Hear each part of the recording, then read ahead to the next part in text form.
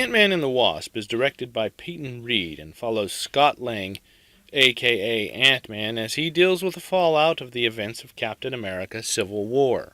When we last saw him, he was incarcerated alongside Hawkeye, Scarlet Witch, and Falcon in the underwater prison called the Raft, and Captain Rogers had just arrived to remedy that. How we got from the prison break to house arrest is never explained, unless I somehow missed it.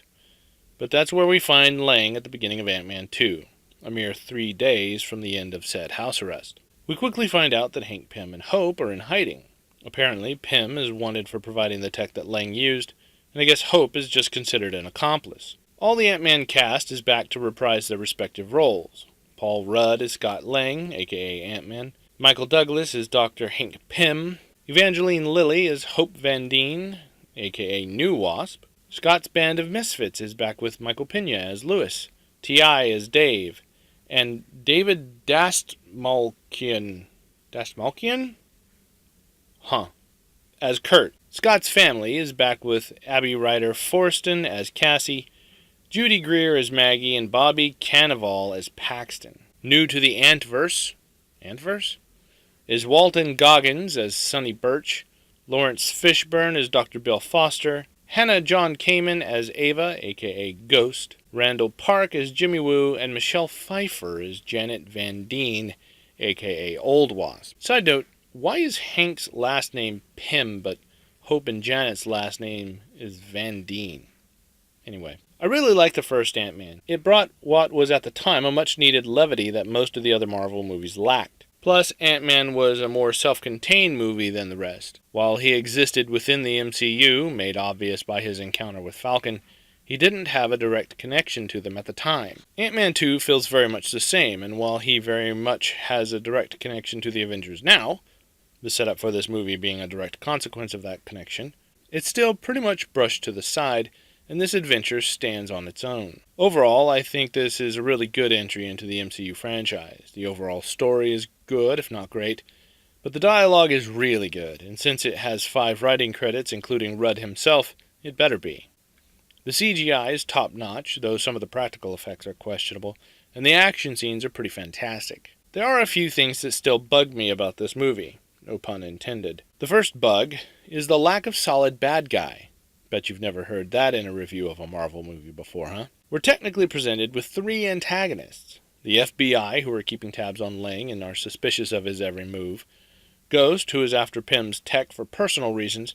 And Sonny Birch, who's after tech that he only thinks Pym has. Though in hindsight he probably does. The only one of these bad guys that really feels dangerous is Ghost, and she gets the least amount of screen time.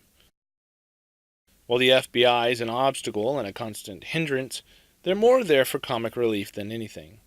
Birch and his gang feel more like their only purpose is to serve as the requisite punching bag, allowing Ant-Man and Wasp to do lots of crazy, deadly stuff without hurting any FBI agents, because they're just doing their job, and without really hurting Ghost, because while her methods may be questionable, her reasoning is relatively sound, and her end goal is not actually malicious.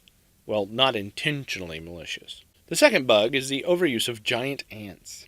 It wasn't a thing in the first movie. Why is it a thing now? I can't see one of these things without having Honey, I Shrunk the Kids pop into my head. It's distracting. The third bug is that there's just too much stuff that this movie wants you to just go along with that doesn't get sufficient explanation. Like, why do you never see a flying ant until Ant-Man jumps into the air and then one magically appears beneath him? How is Wasp's wings a bonus if there's magically appearing flying ants everywhere for Ant-Man to use? Plus, there's this. Thanks to you, we had to run. We're still running. Let's go. Really? So many questions about foundations, power, water, and sewage management pop into my head when I see this happen. Plus, while the rolling luggage idea is funny, it also creates so many questions that are just begging to be answered. These are just a couple examples in a movie full of them. There's a mid-credit scene that answers the question of what happened to Ant-Man and his crew when Thanos happened in Avengers Infinity War. Plus, there's an end-credit scene that is totally worth skipping. All in all, Ant-Man and the Wasp is must-see for MCU fans, and even with all its ties to the Avengers, it's still a movie you could see without having seen the other 18 non-Ant-Man movies. I'm going to give it 4.5 out of 5 stars. It's not a perfect movie, but it is worth seeing in the theater, and I will be buying it on Blu-ray. That's all, folks. Have you seen Ant-Man and the Wasp yet? Are you getting comic book movie fatigue? Let's talk it out in the comments, and as always, please like and subscribe. And I'll see you back here next week with my review of Skyscraper.